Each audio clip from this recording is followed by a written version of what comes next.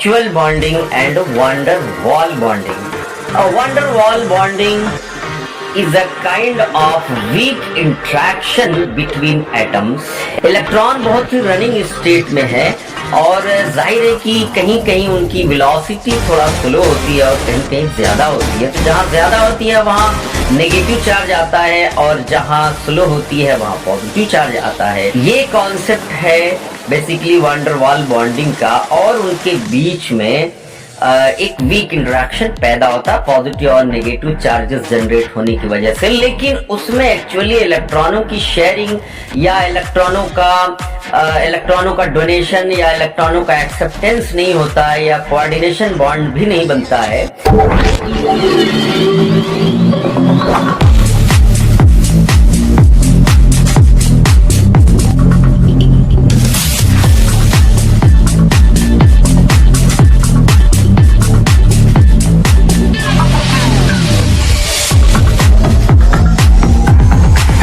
Hi my dear students, today we will discuss the chemical bondings.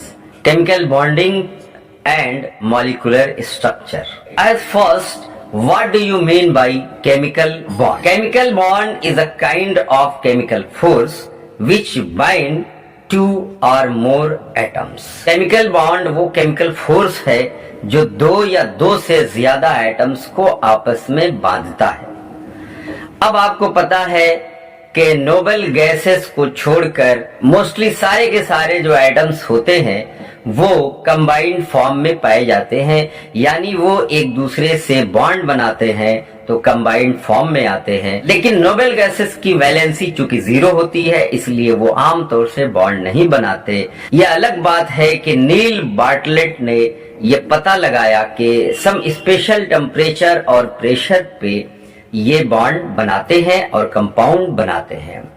Anyway it is another topic to discuss, ये हम बाद में discuss करेंगे। लेकिन अभी फिलहाल ये है कि mostly atoms are to be combined by donating और बाय एक्सेप्टेंस ऑफ इलेक्ट्रॉन्स और बाय शेयरिंग ऑफ इलेक्ट्रॉन्स।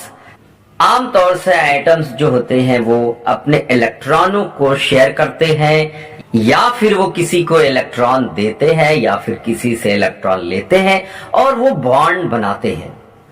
इसी को हम कहते हैं chemical bond. This process is called as chemical bonding. Chemical bonding is of two types. Number 1 actual bonding and van der Waal bonding.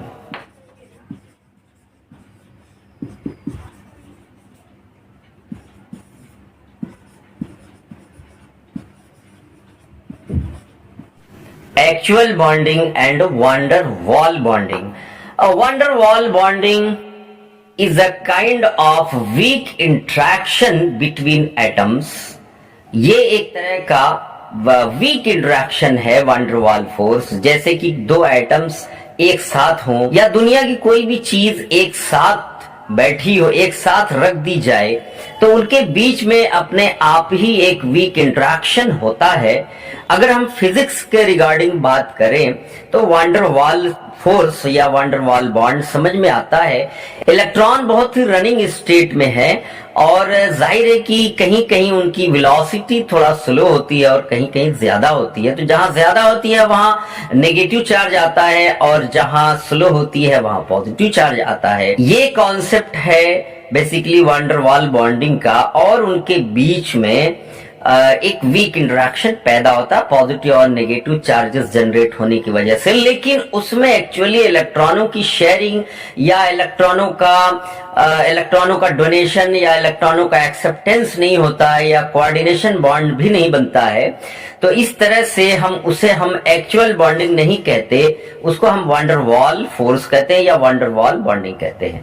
लेकिन ये जो आप देख रहे हैं एक्चुअल बॉन्डिंग जो नंबर 1 है, एक्चुअल बॉन्डिंग में क्या होता है, इलेक्ट्रॉनों की शेयरिंग होगी, इलेक्ट्रॉनों का एक्सेप्टेंस होगा, इलेक्ट्रॉनों का डोनेशन होगा। देखिए किस तरह से। Lewis and Kossel theory of bonding, orbital overlap concept, metallic bonding. तो हम फर्स्ट को डिस्कस करेंगे पहले Lewis and Kossel theory of bonding. Lewis and Cossell theory of bonding, octet rule theory, and it is the electronic concept of bonding. Electronic concept of the bonding. This is of three types: electrovalent bonding, covalent bonding, or you can say also the covalent bonding as a shared pair of the bonding. And the third is the coordinate bonding. First we will discuss electrovalent bonding. Electrovalent bond is formed by transfer of electrons. Transfer of electron कहते हैं उस case में जब एक compound बना है और उसमें एक मेटल है, एक नॉन मेटल है, तो मेटल अपने इलेक्ट्रॉनों को डोनेट करती है और नॉन मेटल उन इलेक्ट्रॉनों को एक्सेप्ट करती है, तो इसे हम कहते हैं ट्रांसफर। और जितने भी आयोनिक कंपाउंड्स होते हैं उसको हम इलेक्ट्रोवायलेंट कंपाउंड्स कहते हैं, क्योंकि वो ट्रांसफर ऑफ इलेक्ट्रॉन से ही बने हुए हैं। For example sodium chloride. Sodium chloride is an example of electrovalent bond. अब हम देखेंगे कि इलेक्ट्रोवायलेंट बॉन्ड कैसे बनता है। एज फर्स्ट सोडियम और क्लोरीन का इलेक्ट्रॉनिक कॉन्फ़िगरेशन करेंगे 1s2 2s2 2p6 and 3s1। Chlorine 17। Sodium का इलेक्ट्रॉनिक कॉन्फ़िगरेशन होगा 1s2 2s2 2p6 3s1। Chlorine का इलेक्ट्रॉनिक कॉन्फ़िगरेशन हो जाएगा 1s2 2s2 2p6 3s2 3p5। यानी क्लोरीन के आउटर मोस्ट ऑर्बिट में 7 इलेक्ट्रॉन्स, क्योंकि ये p ब्लॉक का एलिमेंट है तो इसका आउटर इलेक्ट्रॉनिक कॉन्फ़िगरेशन हो जाएगा ns2 np5, और ये फर्स्ट ग्रुप एलिमेंट है तो इसका इलेक्ट्रॉनिक कॉन्फ़िगरेशन हो जाएगा ns1। तो इसमें लास्ट में एक इलेक्ट्रॉन और इसमें 7 इलेक्ट्रॉन। तो आप इसको देख रहे हैं, क्लोरीन को अगर एक इलेक्ट्रॉन मिल जाए तो उसका ऑक्टेट पूरा हो जाएगा, और सोडियम अगर अपना एक इलेक्ट्रॉन डोनेट कर दे तो उसका ऑक्टेट पूरा हो जाएगा। तो इस तरह से ये जो बॉन्डिंग है ऑक्टेट रूल थ्योरी की तरफ जो है इशारा करती है। ऑक्टेट रूल थ्योरी कही जाती है क्योंकि इसमें लास्ट ऑर्बिट में या लास्ट आउटर शेल में जब 8 इलेक्ट्रॉन हो जाता है तो और जो कंपाउंड बनता है वो कंपाउंड फिर स्टेबल माना जाता है। अगर 8 इलेक्ट्रॉन्स नहीं है तो अनस्टेबल माना जाता है लुईस एंड कोसेल थ्योरी के अकॉर्डिंग। तो देखिए ये हो जाएगा सोडियम के वैलेंस इलेक्ट्रॉन्स को हम यहाँ पे शो करेंगे। एक इलेक्ट्रॉन है सोडियम में, और इसी तरह से फिर क्लोरीन में आपके 7 इलेक्ट्रॉन्स हैं तो 7 इलेक्ट्रॉन्स को आपको शो करना पड़ेगा। ये देखिए हमने 7 इलेक्ट्रॉन्स को शो कर दिया, क्लोरीन के 7 इलेक्ट्रॉन्स को शो कर दिया और सोडियम के 1 इलेक्ट्रॉन को शो किया। अब ट्रांसफर दिखाना है तो ये एक इलेक्ट्रॉन इस तरह से यहाँ पर शिफ्ट हो जाएगा by full headed arrow, single arrow, और उसके बाद फिर हम इसको यूं शो करेंगे कि सोडियम ने अपना 1 इलेक्ट्रॉन दिया है तो इस पे एक पॉजिटिव चार्ज, और क्लोरीन ने 1 इलेक्ट्रॉन लिया है तो इस पर एक नेगेटिव चार्ज, और हम लिख सकते हैं NaCl। ये एक आपका कंप्लीट कंपाउंड बन के तैयार हो गया, जिसको हम कहते हैं इलेक्ट्रोवायलेंट कंपाउंड। इलेक्ट्रोवायलेंट कंपाउंड है, ये इलेक्ट्रोवायलेंट कंपाउंड है और इसको हम आयोनिक कंपाउंड कहते हैं। इसकी वैलेंसी को हम क्या कहेंगे? इलेक्ट्रोवैलेंसी कहेंगे या फिर आयोनिक वैलेंसी कहेंगे। इलेक्ट्रोवैलेंसी इसमें सोडियम की कितनी है? 1 है, और क्लोरीन की कितनी है? इसकी भी 1 है, क्योंकि सोडियम ने 1 इलेक्ट्रॉन दिया है और क्लोरीन ने 1 इलेक्ट्रॉन एक्सेप्ट किया है। तो सोडियम और क्लोरीन दोनों की ही इसमें वैलेंसी कितनी हुई? 1 हो गई। ऑक्सीडेशन स्टेट सोडियम की +1 है और क्लोरीन की -1। तो सोडियम की +1 और क्लोरीन की -1। सोडियम की प्लस ऑक्सीडेशन स्टेट का मतलब भी यही है कि इसने 1 इलेक्ट्रॉन डोनेट किया है, और क्लोरीन के -1 ऑक्सीडेशन स्टेट का मतलब है कि इसने 1 इलेक्ट्रॉन एक्सेप्ट किया है।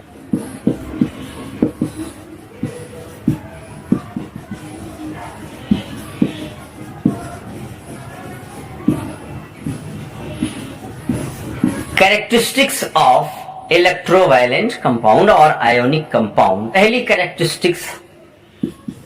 पहली होगी, ये जो कंपाउंड बने हैं उसमें इलेक्ट्रोस्टैटिक फोर्स ऑफ अट्रैक्शन है, electrostatic force of attraction, a kind of Coulombic force F is equal to Q1 Q2 upon R square Coulombic force. It is a force of attraction between positive and negative charges. तो इनका जो force of attraction है वो क्या है, electrostatic force of attraction है, क्योंकि sodium और क्लोरीन में आप देख रहे हैं कि पॉजिटिव और नेगेटिव चार्जेस के बीच में इंटरेक्शन है। तो इनके बीच का जो फोर्स है बहुत ही स्ट्रांग फोर्स है और इनको हम आयोनिक कंपाउंड्स कहते हैं। इनका स्टेट आमतौर से ये क्या है, क्रिस्टलाइन है। तो इस तरह से बच्चों आप इनकी कैरेक्टरिस्टिक्स जो है याद कर सकते हैं। ये जो बॉन्ड बना है by the transfer of electron, इस बेसिस पे इनकी कैरेक्टरिस्टिक्स ऑफ याद कर सकते हैं। इलेक्ट्रोस्टैटिक फोर्स ऑफ अट्रैक्शन से बंधे हुए हैं ये और क्रिस्टलाइन होते हैं नेचर में। इनके रिएक्शंस आयोनिक रिएक्शंस होंगे, इनके रिएक्शंस आयोनिक रिएक्शंस होंगे। आयोनिक रिएक्शन यानी जिनमें पॉजिटिव और नेगेटिव चार्जेस का ट्रांसफर होगा या फिर डबल डिस्प्लेसमेंट रिएक्शंस होंगे, जिसमें एक पॉजिटिव या कैटायन या और एनायन का इंटरेक्शन होता है। पहले वाली स्पीशीज का जो कैटायन होता है दूसरे वाले के एनायन से रिएक्ट करता है और दूसरे वाले का जो कैटायन होता है वो पहले वाले के एनायन से रिएक्ट करता है। तो इस तरह से डबल डिस्प्लेसमेंट रिएक्शन बनता है, आयोनिक रिएक्शन की कैटेगरी में आता है वो, और बहुत ही फास्ट रिएक्शन होता है इनका और इनका मेल्टिंग एंड बॉइलिंग पॉइंट भी बहुत हाई होगा। Melting MP and BP very very high. अब हाई क्यों होगा, because of the electrostatic force of attraction. ये सॉलिड स्टेट में पाए जाएंगे, क्रिस्टलाइन होंगे और इनके बीच का फोर्स चूंकि स्ट्रांग है इसलिए इनका मेल्टिंग और बॉइलिंग पॉइंट बहुत ही स्ट्रांग होगा। ये क्रिस्टल लैटिस के फॉर्म में पाए जाएंगे, जैसे NaCl है, NaCl का क्यूबिक स्ट्रक्चर है। ये सारे के सारे जो आयोनिक कंपाउंड्स होते हैं वो क्रिस्टल लैटिस के फॉर्म में पाए जाते हैं और इनका हम फॉर्मूला यूनिट मास निकालते हैं। फॉर्मूला मास यानी ये सिंगल यूनिट में हम इनका मॉलिक्यूलर मास निकाल के दिखाते हैं, तो फॉर्मूला मास होती है। क्योंकि ये क्लस्टर के फॉर्म में पाए जाते हैं, ये क्रिस्टल लैटिस में पाए जाते हैं और जाहिर है कि इनके सॉल्यूशन से जब हम इनको वाटर में डिसॉल्व करेंगे तो उसमें से इलेक्ट्रिसिटी आसानी से पास हो सकती है। सोडियम क्लोराइड है, इसको हम जैसे ही डिसॉल्व करेंगे तो सोडियम आयन और क्लोराइड आयन में ये ब्रेक कर जाएगा। सोडियम क्लोराइड को जब हम वाटर में डिसॉल्व करेंगे तो वो सोडियम पॉजिटिव आयन और क्लोराइड नेगेटिव आयन में बदलेगा और इनकी वजह से इलेक्ट्रिसिटी पास हो सकती है। Then these are called as a best conductor of heat and electricity. Characteristics है इनकी आप देखिएगा और साथ ही साथ कुछ एग्जांपल्स और देखिएगा, जैसे CsCl, NaCl का आपने जैसे बनाया उसी तरह से CsCl, KCl, ये सारे के सारे क्या है, आयोनिक कंपाउंड्स हैं। इनकी पहचान क्या है, इनकी पहचान ये है कि एक मेटल होगा और एक नॉन मेटल होगा। तो इस तरह के जितने भी कंपाउंड्स आएंगे आपके MgO, मैग्नीशियम ऑक्साइड, तो इस तरह के सारे कंपाउंड्स क्या होंगे, आयोनिक होंगे। तो इस तरह से हमने देखा बच्चों के इलेक्ट्रोवायलेंट बॉन्ड क्या होता है, इलेक्ट्रोवायलेंट बॉन्डिंग क्या होती है। अच्छा, इलेक्ट्रोवायलेंट बॉन्ड और इलेक्ट्रोवायलेंट बॉन्डिंग में क्या डिफरेंस है। इलेक्ट्रोवायलेंट बॉन्ड तो नाउन हो गया, इलेक्ट्रोवायलेंट बॉन्डिंग ये प्रोसेस का नाम है जिसमें इलेक्ट्रोवायलेंट बॉन्ड बनेगा और इनकी जो वैलेंसी है, जितने इलेक्ट्रॉन्स का ट्रांसफर हो रहा है वो क्या है आपके इलेक्ट्रोवायलेंट, वो क्या है, इलेक्ट्रोवैलेंसी है, वही क्या है, इलेक्ट्रोवैलेंसी है। And these compounds are called as electrovalent compound और आयोनिक कंपाउंड। इन कंपाउंड्स को इलेक्ट्रोवैलेंट या फिर आयोनिक कंपाउंड्स कहेंगे। फिर इनकी प्रॉपर्टीज आपको देखनी है, कैरेक्टरिस्टिक्स देखनी है और कुछ और एग्जांपल्स जिन पे आपको अपनी कमांड पाना है, अपना काबू पाना है। तो इस तरह से हम फिर कोवैलेंट और कोऑर्डिनेट भी पढ़ेंगे।